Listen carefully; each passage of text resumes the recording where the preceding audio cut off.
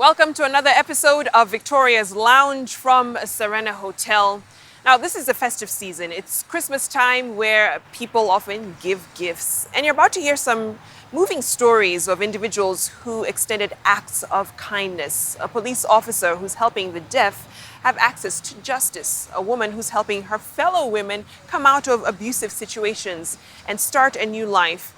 And a sister who gave her brother another lease on life when she donated her kidney. Let's hear their stories now. Remember, hashtag Victoria's Lounge is how you can chime into the conversation on social media. My first guests are Nerima and Joab. Thanks for coming.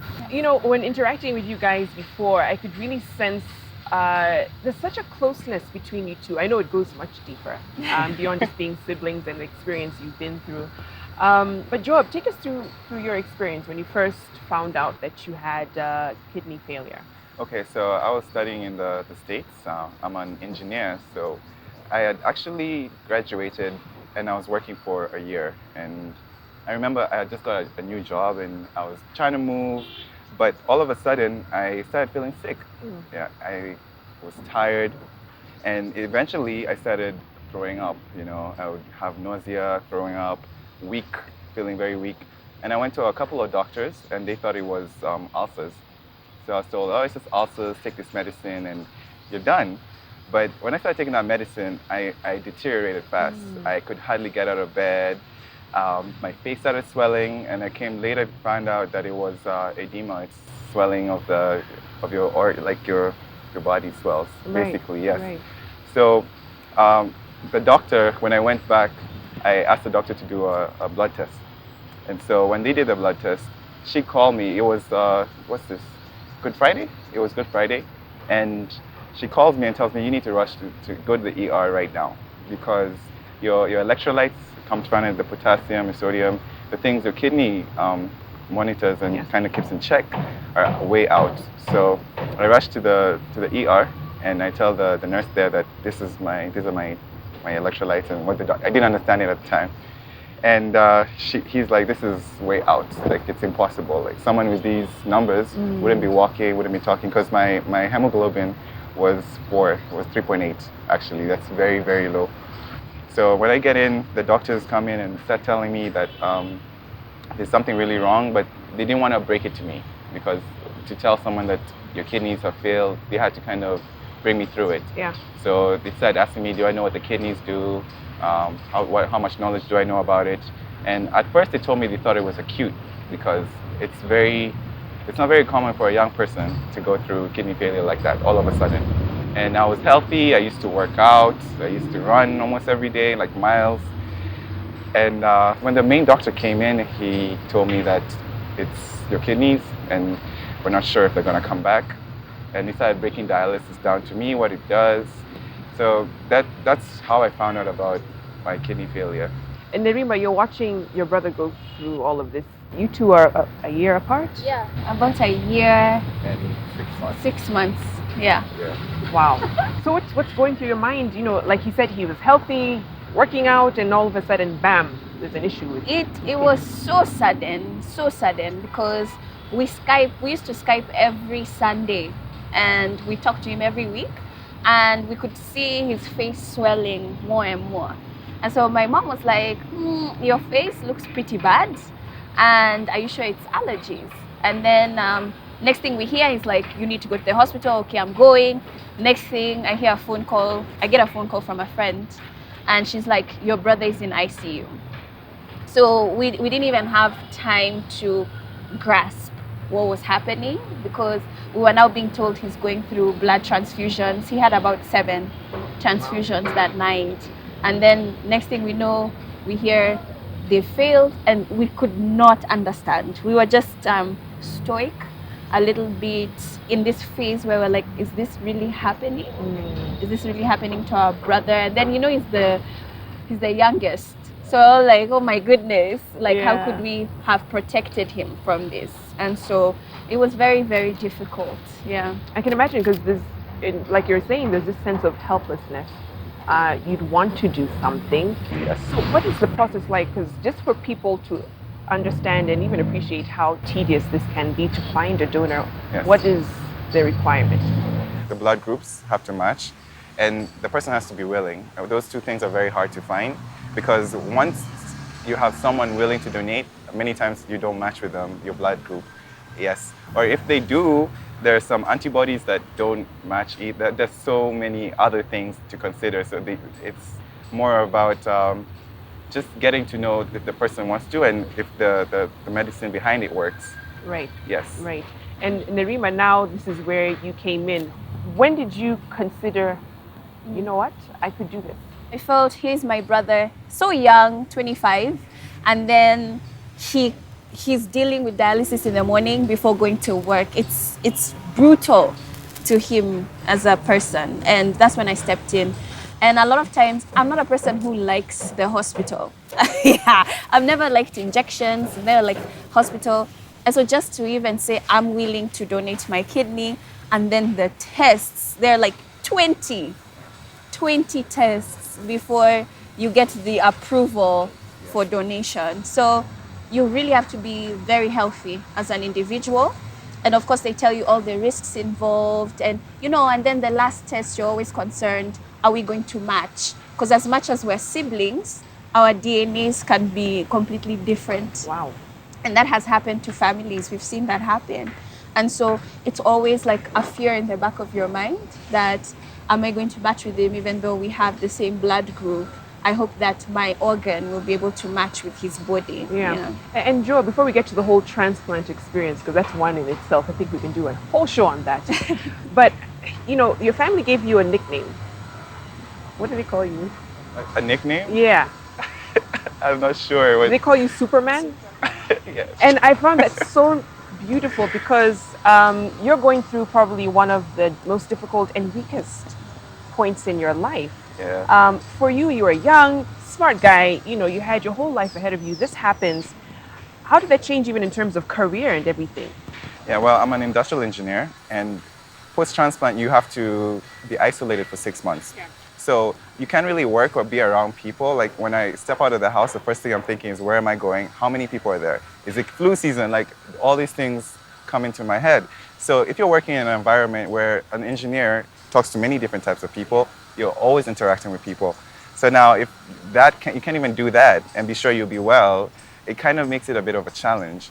So I think for me, what I would say is I want to now do more on helping other people, get a transplant, because I don't think it's, for an engineer, it's going to be easy for me to go and talk to other people. And, I don't want to worry about that. We take for granted so much our health and how it's such a critical component to just living life, Yes. just living life. But now let's go to the day that you had to go for the transplant. What was going through your mind? I was so nervous. I couldn't imagine it was going to happen. I remember telling Martha, oh my goodness, it's actually happening. How is it going to be? How am I going to feel? Is it going to work? All these things flood in all at once. So I remember sitting there and just looking at Martha, and the world just felt like a play. I felt like I was sitting still and everyone around me was just moving.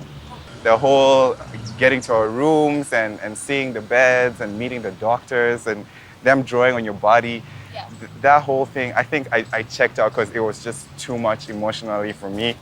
I remember looking at Martha, just wondering how a human can step out of her own, what she has her own life.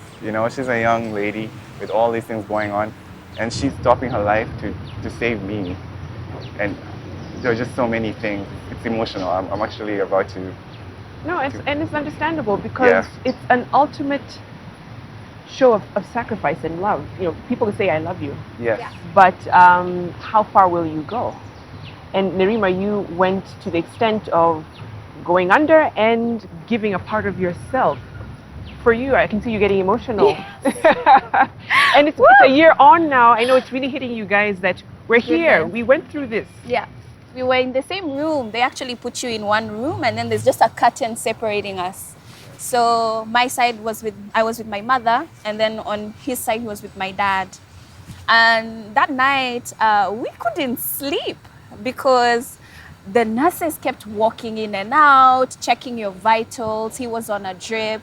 I was also, and they would draw, like what he was talking about. You literally had these black marks of where the kidney was going to be taken from. So they draw it on you the night before. And we were just like, yeah, this is happening. And at some point, I remember we were laughing because, well, like, there's no point trying to sleep because every time you're just about to fall asleep, you see a nurse coming and checking on you all over again. So, I mean, we prayed about it and we had left it in God's hands. And we were like, you know, from here on out, it's just up to God what happens to us. And, you know, we had that security. So now the next day, you know, wake up. It's all done. How did you feel, Joab? I felt amazing. I felt like Superman. That's how I felt. It was a nickname coming to, yeah, literally coming to life. It was. I remember just feeling like energetic. It was interesting. You feel like all this energy, vitality. You feel it. You know, I don't know how to explain it. It feels like you've been born again. That's the best way to put it. You know, you just feel healthy. And I was in this bed full of drips and everything, but I could feel the difference. So that's the best way to explain it. Second chance at life, literally. Yes. Yeah. Yes. Nerima. So I was over there, I cannot move. And the nurse is like, you need to get up and walk so that your body kicks in and back into normalcy, and so that your organs also get used to having one member missing. Yeah. So when I woke up, I actually felt my body almost going to a sense of shock. Blood rushing, and you could feel your body almost like there's something wrong and trying to get itself back into action. So yeah. I can imagine, and I hope it's a challenge to other siblings watching. Sometimes you have this rivalry. It's like, it's no big deal compared to what you guys had to go through. Yes. But I mean, for you, Nerima, what has it taught you? To love even more. I mean, to take every day as it comes. It taught me life is short. I mean, we say that all the time. But then for him to go through something that young, it made me now work twice as hard. And I really believe that's why I came back with so much energy and oomph, because I was like, I'm not sure how much longer I have left on earth.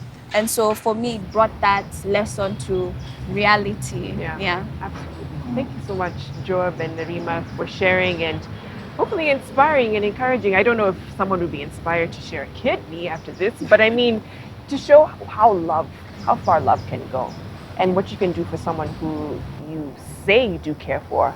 How far can you go for that individual or that loved one? Thank you so much for sharing your story. Let's take a short break here on Victoria's Lounge. Our next guest is coming up on our Acts of Kindness. Stay tuned.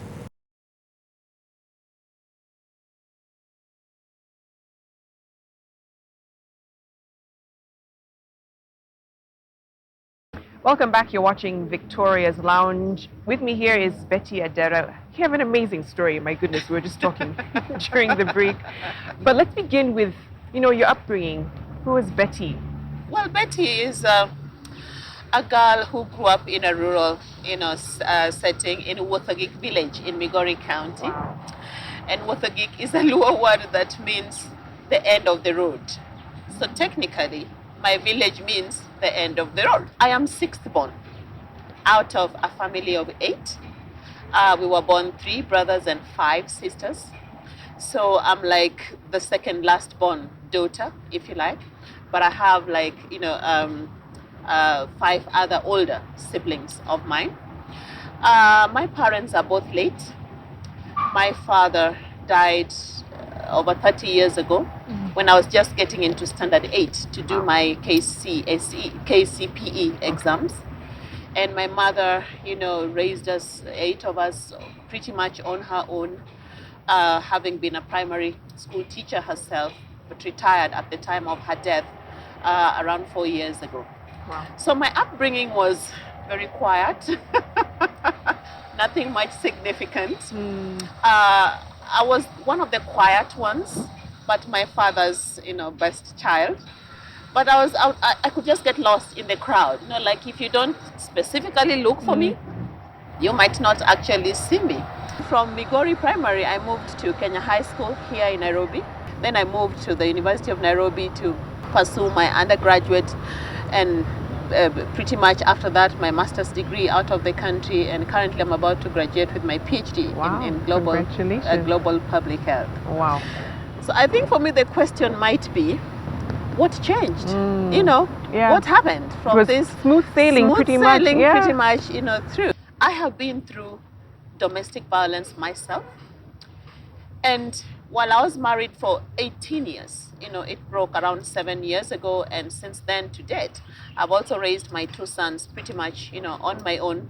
They are now young adults. I have a 22-year-old. Wow. And I have an 18-year-old son. So I went pretty much through their adolescence, you know, stage pretty much on my own.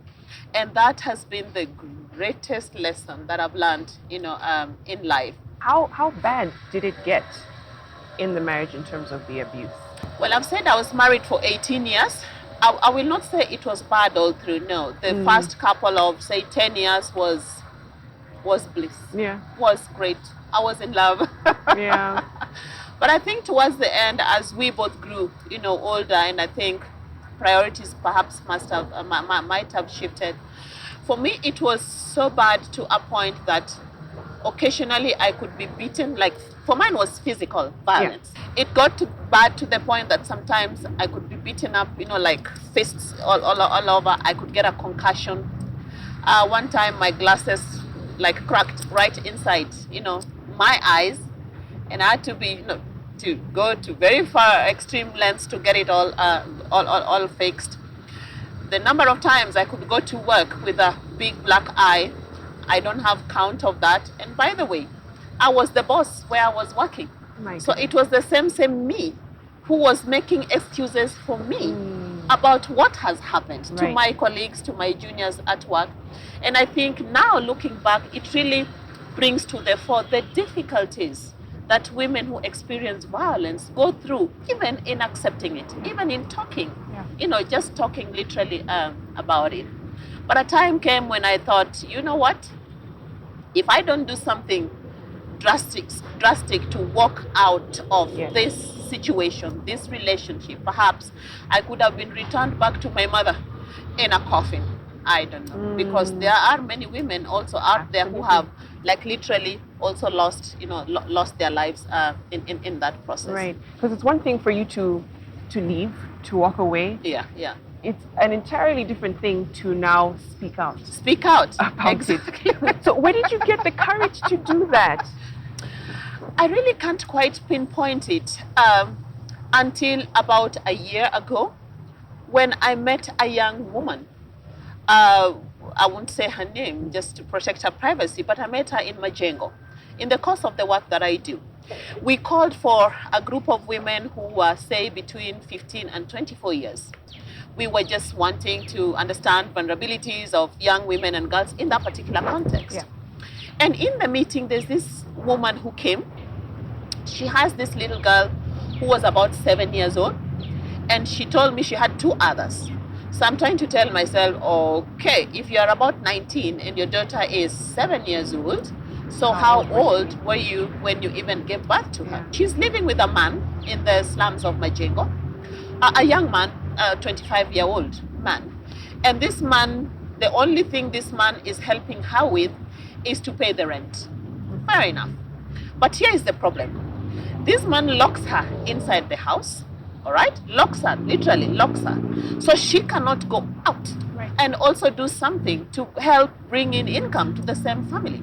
And whenever this man came back, he could just knock once, only once. If you make him knock twice, the minute he walks through that door, the beating this woman is going to get is just amazing. And you know, she's right here with her 3 children. And they're living in a very tiny little house. After the beating, then the guy would like tell her, no, pat your legs. And then he just gets in and does his business. These kids are here and they're watching everything. Yeah. But here is what really broke my heart is when he's done, he whistles. You know, he just whistles. Okay? And after whistling, 2 other guys will just come from nowhere and walk right in through the door and continue to rape this woman. When they're done, so you know, technically there are 3 men, they will walk out and then they will close the door. Now, the reason this woman got courage to come to me is that she heard about the work that I do.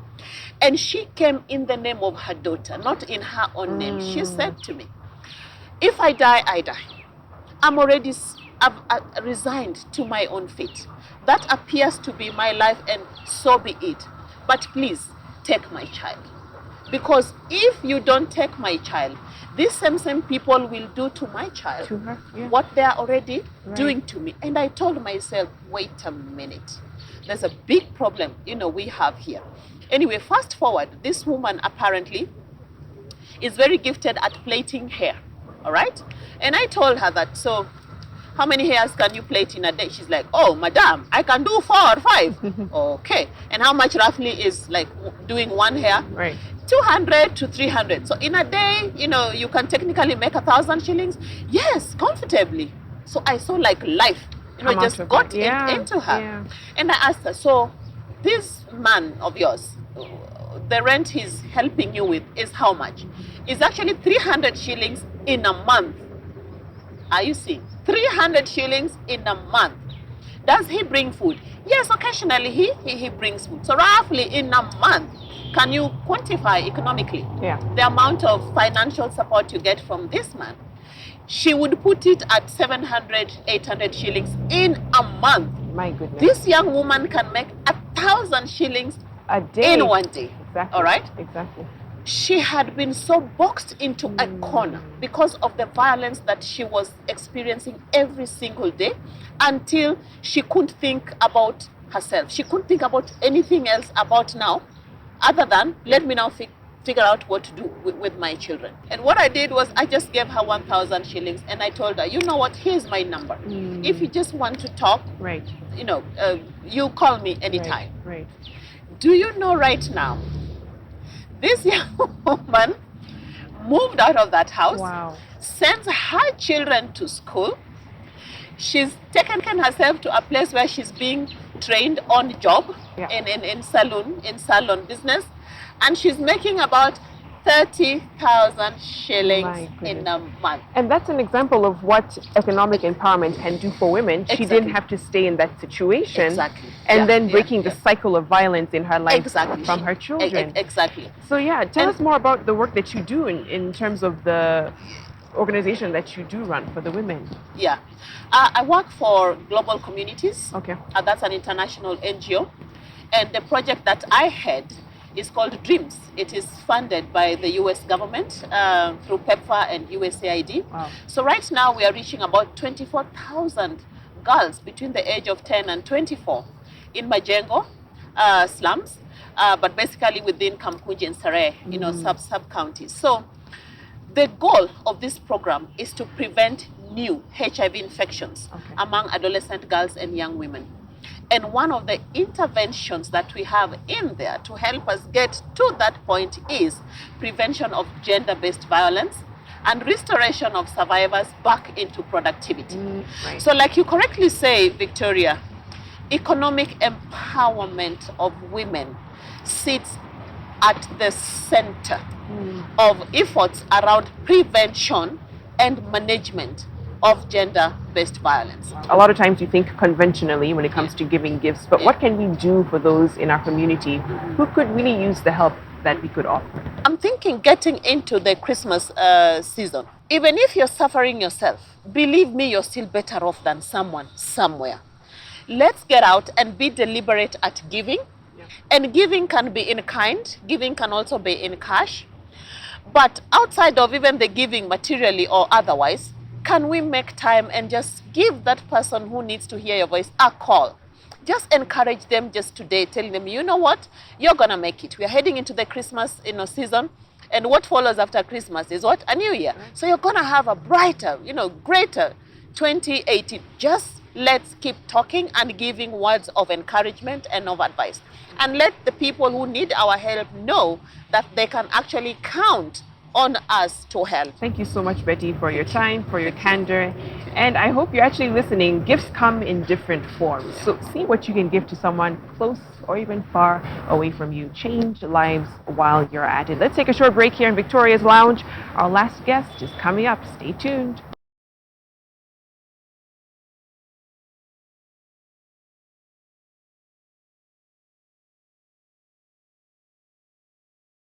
Welcome back. You're watching Victoria's Lounge. With me is Corporal Jacob Onyango.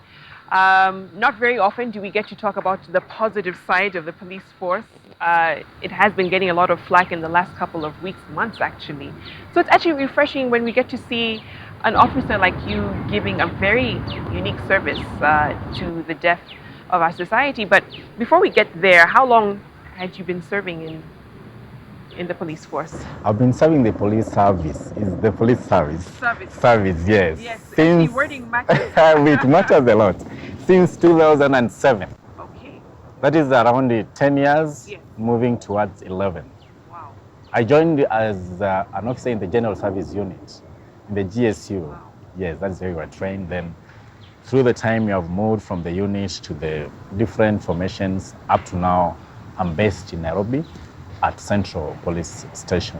One of the busiest stations, I think, south of Sahara. You actually now give the service of the sign language, helping the deaf get justice. Sure. When did you, or how did you learn sign language? I learned sign language at the University of Nairobi. You remember the late professor had the Kenya Sign Language Research Project. Now, in partnership with the Office of the Inspector General, it was well that, at least in line with the motto, service to all, the Inspector General said, now let me also train my officers, because the deaf is a very big part of the society. Now, the circulars usually sent to the formation commanders and the station commanders, and the officers who qualify, the names are submitted to police headquarters. I can say that I was lucky to be among the few who were chosen, and then we were taken to the University of Nairobi, where we studied sign language. That is 2013 up to somewhere in 2014. By then I was based at Loresho. There is the Kenya Police Staff College. Loresho, it's a senior staff college. That's where I was based. Now, after the training, the Deputy Inspector General himself said that we have you as a resource person. We want you to be at a place where you can now meet the real public you are serving. And then he directed that I move from the staff college to Central Police Station, where apart from doing other duties as a qualified police officer, I have this added responsibility as being the sign language interpreter in the National Police Service, that is the Kenya Police. Yes. So what was your first case like when, an individual comes into the police station to give a report? What was that first encounter like? I recall the first instance, it was very clear. Yeah. A guy had been brought accused of mugging. He has been attacked by members of the public, and they are saying this guy has refused to talk. He has refused to talk. And I'm wondering, how has he refused to talk? Then I noticed this is a deaf case. Now I talked to him, and then I came to realize that somebody else snatched somebody's phone, but then he was at the wrong place at the wrong time, and at the same time he cannot speak. So he needed a voice, and that is where I came in. Now I asked them, he has said 1, 2, 3. Does this story corroborate what was on the ground? Yeah, but we beat him because he refused to talk. Why couldn't he tell us who snatched the phone? Yes, then through our networks and our intelligence network in town, we managed to get the person really who snatched the phone. So if he had not been brought to Central Police Station without a voice to be heard, it could have been a very big case of miscarriage of justice. What would you say is probably the most common cases or crimes that deaf people do deal with? Yeah, the most common crimes which happen to the deaf, number one is assault, or rather being assaulted, and then when it comes to the females is rape. Rape, because people tend to take advantage. They're drugged, maybe put somewhere, they don't have the voice. So the unfortunate act happens, and they cannot even draw attention of the passers-by. Remember, at the station we deal with deaf as either the accused, the complainants, or a witness. It is not always that they are the ones being hurt. Right. Sometimes they are the ones who have hurt people, or sometimes they're the ones who have witnessed the thing happening. Right. So it is usually at that level. How many officers are there like you within the service? Yeah. Like in the service right now, we are 3 Wow. but 2 are in active service. There's an officer in Mombasa, in Makupa police station, is handling like the coast region, right? Then you have a lady at the DCI. She's handling like all the DCI. Then I'm here in the county, Nairobi. Remember, Nairobi County serves even the neighboring counties. We have Kajiado, Kiambu, and Machakos. They rely on us to sort out these matters. It is tough, but we are ready. What are some of the challenges that you encounter? When you look at the justice system, remember the first point of contact is at the police station. So it is very important how this matter is handled at that level. When they come to the station, remember, normally it has to be recorded in the occurrence book. Now I do that so that it saves on time. Like if I was not there, it will be writing on a piece of paper, telling the other officer, writing, you see. And when I'm there, it moves very fast. I record in the OB. If it is a matter which has to go to court, we go to court. The challenge is that sometimes now a case has gone either way. The hearing on this side maybe was the accused and the deaf was the complainant. The deaf may think that because you are hearing, there is some deal you had on this other side, which is usually not the case. I usually tell them a case is only based on 3 things, or it is won or lost on 3 things: evidence, facts, and the law. Right. Even if you are friends to the complainant or the accused, that one does not matter before a court of law. It is your facts, you'll bring them, your evidence, and the learned magistrate will apply the laws so to make a judgment either way. Right. So most of the time, or sometimes they say, oh, Jack, you did this, you did that. But you know, your conscience is very clear. Yeah. You did what you are supposed to do. And Corporal, I have to ask this because for you, this experience of helping people who, if you weren't around, otherwise wouldn't have access to justice, what does it mean to you? It means a lot.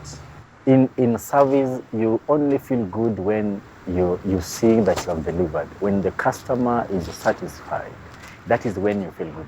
I get satisfied, and when I go home and relax and say, yeah, at least today we sorted out this. If I was not there, it could have been a very long, process for these members of the society. And they should, and they have to be brought on board. I remember there was a time I was on leave. I was in Kisumu. Then I had to go and sort out an issue there while I'm on leave. It was just random, like the regional called the police headquarters, I have a matter here, how do we sort it? Then the police spokesman calls me, like, Jack, where are you? There is a matter in Kisumu, can you go there? Fortunately, I was there. So I said, okay, let me just cross over and sort out this matter. It's a big deal. Like, we are working and sorting out these people. But in that offering service, we must remain humble, because you don't now move that you are the only one. No, God has given me this opportunity to serve. Police headquarters has given me the chance to be trained. Remember, every fee, facilitation, everything was paid for by police headquarters. Any other officer could have done it. But first among equals, you fall into that place and you thank God first. You must have interest, because it involves a lot of brain work, because sign language is a language. And remember, there are experts who are watching you deliver. You remember the South African case. We don't want that. So people are so keen these days. Like, what you are doing must be the right thing. If you don't understand, you consult. So it's good that we are there, and we shall always continue to serve. Yes. Thank you so much, Corporal. And I know your time and your energies that you're giving to the Deaf Society is making a huge, huge difference. How do I say thank you, by the way? Thank you. Thank you. Comes from, okay, thank you. And thank you to our viewers for watching. Before we wrap up, though, take a look at our Victoria's Lounge Story series brought to you by Nivea. My name is Chebet Lesan, and I am a young Kenyan entrepreneur. I am very passionate about many things. One of them is the environment. And I am the founder and CEO of a company called Bright Green Renewable Energy, which is a startup that deals in charcoal production from renewable materials like agro-waste and urban waste. I started Bright Green Renewable Energy back in 2015. One of the reasons why we started was because We looked at the charcoal industry in Kenya and we looked at how it was affecting our environment at large. I felt quite challenged as to how I would do something about this situation. Here we are today, 2 years later, and having managed to have made a difference in this time. Hello. One of the harshest lessons for us when we started was the market was not going to accept our product because we were young and we were entrepreneurs and we were doing something about the environment. Therefore, we deserved for them to buy our product. No, the market deserves quality and will only purchase quality. So we had to quickly surround ourselves with people who could assist us to get our product to the point where it would compete with charcoal. It wasn't easy whenever we went out and people told us, no, we still think that charcoal is better than your product. It took us about a year to get to the point where somebody told us, yes, this is good. I can actually take this over charcoal.